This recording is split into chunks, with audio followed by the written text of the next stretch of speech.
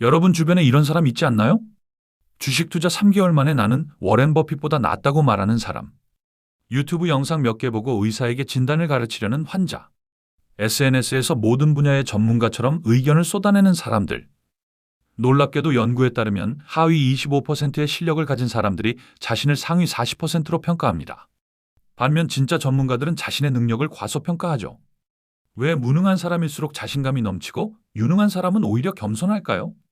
오늘은 인지심리학에서 가장 흥미로운 현상, 더닝크루거 효과에 대해 깊이 파헤쳐 보겠습니다. 더닝크루거 효과는 1999년 코넬 대학교의 심리학자 데이비드 더닝과 저스틴 크루거가 발견한 인지 편향입니다. 핵심은 간단합니다.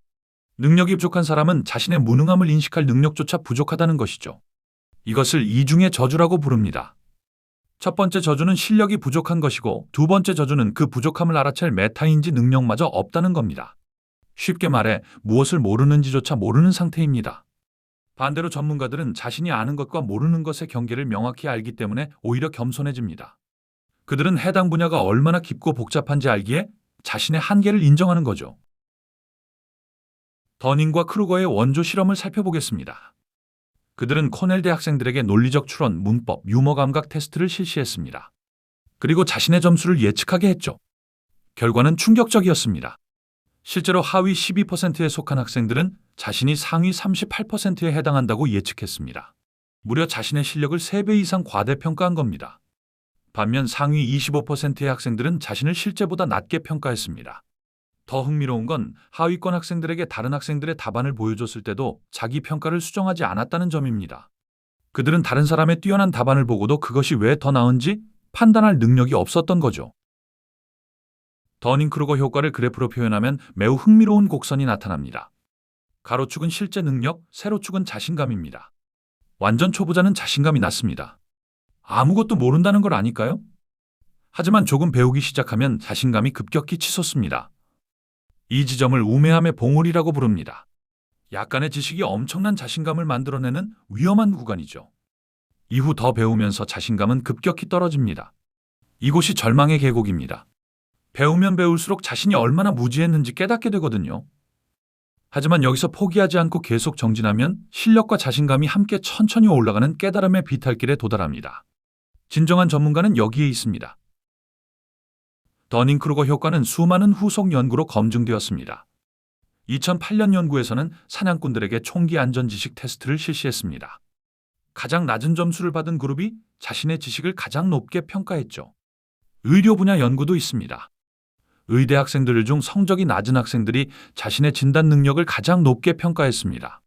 2017년 정치 지식 연구에서는 정치에 대해 가장 적게 아는 사람들이 자신의 정치 지식을 가장 높게 평가했습니다. 심지어 운전 능력 조사에서도 같은 패턴이 나타났습니다. 사고를 많이 낸 운전자들이 자신의 운전 실력을 평균 이상이라고 답했습니다. 이 효과는 문화와 분야를 초월해 보편적으로 나타나는 인간의 인지적 특성인 겁니다. 현대사회에서 더닝크루거 효과는 더욱 심각하게 나타납니다. 첫째, SNS 전문가 현상입니다. 인스타그램에서 몇 개월 운동한 사람이 피트니스 코치를 자처하고 유튜브로 주식 공부한 사람이 투자 전문가처럼 행동합니다. 둘째, 가짜뉴스 확산입니다. 복잡한 사안을 헤드라인만 읽고 완전히 이해했다고 착각해서 공유합니다. 셋째, 리뷰 테러입니다. 제품이나 서비스에 대해 피상적으로만 알면서 전문가 수준의 혹평을 남기죠. 넷째, 정치적 극단주의입니다. 정치에 대해 적게 아는 사람일수록 자신의 정치적 견해에 확신을 갖고 타협하지 않습니다. 인터넷은 정보 접근성을 높였지만 동시에 얕은 지식으로 전문가 행세를 하기 쉬운 환경도 만들었습니다. 더닝크루거 효과의 근본 원인은 메타인지 능력의 부족입니다.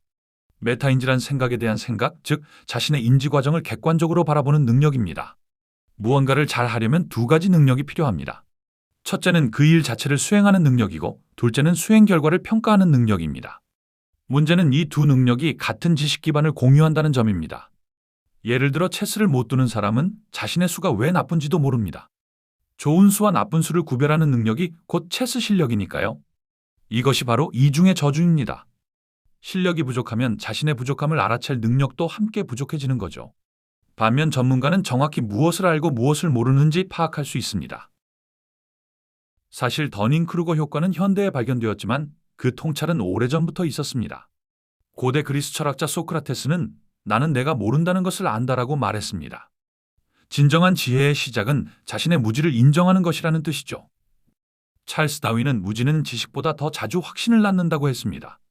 적게 아는 사람이 더 확신에 차 있다는 더닝크루거 효과를 정확히 짚은 말입니다. 버트런드 러셀도 비슷한 말을 남겼습니다. 이 세상의 문제는 어리석은 자들은 확신에 차 있고 현명한 자들은 의심으로 가득 차 있다는 것이다. 수천 년 전부터 현자들은 알고 있었습니다. 진짜 아는 사람은 겸손하고 조금 아는 사람이 떠든다는 것을요. 그렇다면 어떻게 이 함정에서 벗어날 수 있을까요? 첫째, 피드백을 적극적으로 구하세요. 자기 평가는 왜곡되기 쉬우니 신뢰할 수 있는 사람들에게 솔직한 피드백을 요청하세요. 둘째, 전문가를 관찰하세요. 해당 분야의 진짜 전문가가 어떻게 일하는지 보면 자신의 수준을 객관적으로 파악할 수 있습니다. 셋째, 의도적으로 반증을 찾으세요. 자신의 의견이나 지식에 반대되는 정보를 적극적으로 찾아보세요. 넷째, 모른다고 말하는 연습을 하세요. 모르는 것을 인정하는 것은 부끄러운 게 아니라 성장의 시작입니다. 다섯째, 지속적으로 학습하세요. 배우면 배울수록 자신의 무지를 깨닫게 되고 그것이 진정한 겸손과 전문성으로 이어집니다. 더닝크루거 효과를 알았다고 해서 우리가 이 편향에서 완전히 자유로워지는 건 아닙니다. 오히려 나는 더닝크루거에 빠지지 않아라고 확신하는 것 자체가 또 다른 더닝크루거일 수 있죠. 중요한 건 항상 자신을 의심하고 배움의 자세를 유지하는 겁니다. 진정한 자신감은 자신의 한계를 아는 데서 옵니다. 오늘 영상이 도움이 되셨다면 좋아요와 구독 부탁드립니다. 다음에는 또 다른 흥미로운 심리학 이야기로 찾아뵙겠습니다.